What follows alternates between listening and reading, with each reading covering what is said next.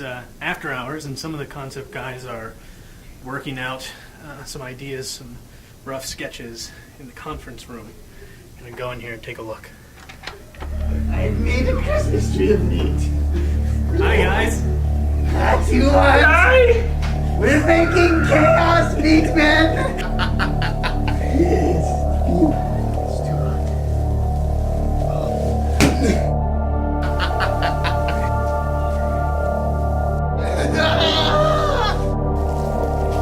The lobster tail of meat.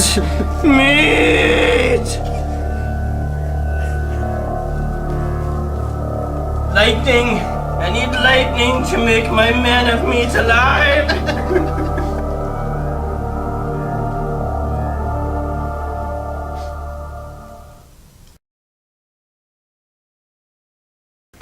Okay, so once we get done with that initial brainstorming, then we start drawing. And we start out rough, and in the case of the Chosen, we were going for a classic Warhammer Chaos Warrior look. So we experimented a lot with the proportions of the character and tried to really get that look while still bringing, a specific Zeech flavor to the design. And now we're going to talk to concept artist Eric Polak, who is hiding here in this dark cubicle. How you doing? I'm doing just fine. He's doing just fine. And he's going to walk us through the process of actually generating the final concept art that we're using for the Chosen. Well, we're basing the Chosen off the Chaos Warrior miniatures, so that was the first starting point. But we had to make a Zeechy version of it. And I don't know. Most people see like the Adrian Smith paintings of these big, huge, heavily armored warriors. And they're pretty intricate and detailed, so we put a Zeechy slant on that, so it's not so brutal looking. I think this is one of the first illustrations that I did, actually, this one right here. But we ended up not really using it because we wanted more of a front view so we could see the armor a little better. But you can kind of see some of the things that we're starting to go for, some of this like stylized Zeech symbol in the armor, cool horns, big bulky, blocky armor. The first version that we did was the Tier 3 armor, which is a fairly high-tiered armor. Zeech curves, kind of stylized Zeech symbols. One of the things that Games Workshop wanted was fluting in the armor, so we incorporated some of that. We like using Zeech crazy eyes. Eventually it evolved into, this is the painted version. There were minor changes. They have kind of like a Skeksis looking bird face, since their god is that big bird guy. Kind of bluish tint to the armor because blue is one of Zeech's colors. Big armor, kind of like when you look at this guy, kind of silhouette's fairly blocky shape. We wanted this guy to be kind of I guess like a big man mountain coming at you, about to slice you in half. We have several tiers of armors. This is one of the less powerful versions, not as ornamented, has more chainmail and less of the plates. Still has that kind of Chaos Warrior, Chaos Champion, or Chosen, I think they're calling it now, look. As concept artists, we're trying to get as much detail as we can in there at the time for the time allotted.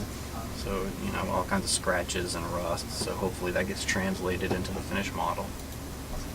This is the most impressive version we have currently.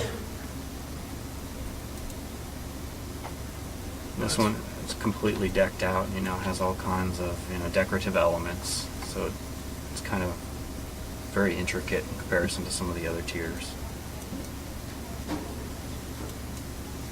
Again, we try to incorporate Zeech, things that we consider Zeech stuff, like the eyes, the curves, but still make it kind of sharp and deadly, even though it's like a graceful curve.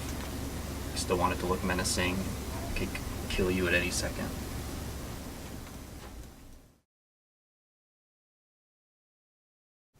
Now we're going to go ahead and talk to lead character artist Jeff Mianowski, who is in here with Jeremy Dale from 2 months ago. Hello, Jeremy. And hello, Jeff. Hello. Jeff is going to show us how we move from concept to actually getting things into the game. So we get these concepts, quite awesome concepts, and the first thing we do is go into 3D Studio Max, if I can actually do that, and build the model in 3D according to the concept. You can see that it's basically like you work kind of in wires. It's like if you were ever to do paper mache project, making a wire frame. So once you've got the model done, you have to unwrap the outer shell to paint the texture on top of it. And so you unwrap it and it looks like this. So each piece on the model is represented here in the wire frame on a flat plane that we can paint on. So I select this section, and that's this section of the model. So there's the arm, shoulders are down here. Alright? So we take this wire frame that we've now flattened, go back into Photoshop, and we've got it here, and over the wire frame we paint various details.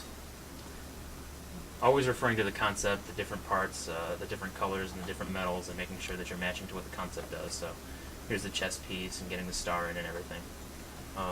So once we've painted everything on here, and you go back and forth, and once you start painting, you can paint it back onto the model in 3D Studio Max.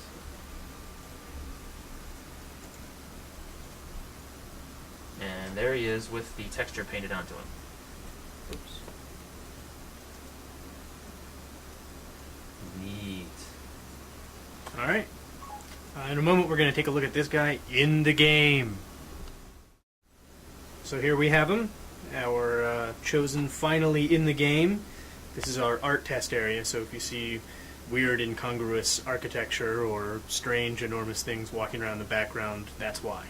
So Jeff's going to talk us through some of this.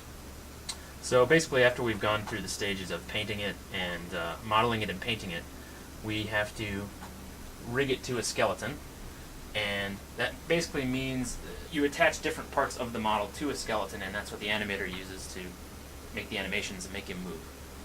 So that is Jeremy's job. Hand it off to him, and we can get it back and we can test it in the game, make sure that everything's working okay, make sure that when they're running around, there aren't pieces breaking and running into themselves, and then if there are, they kick it back to us and we make the fixes. If not, then yay, we've got a new piece of armor in the game. Thank you very much.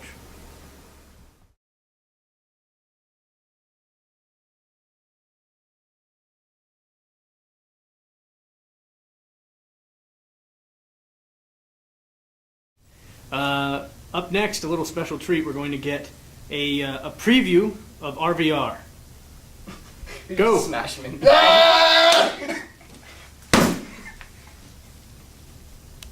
War is everywhere.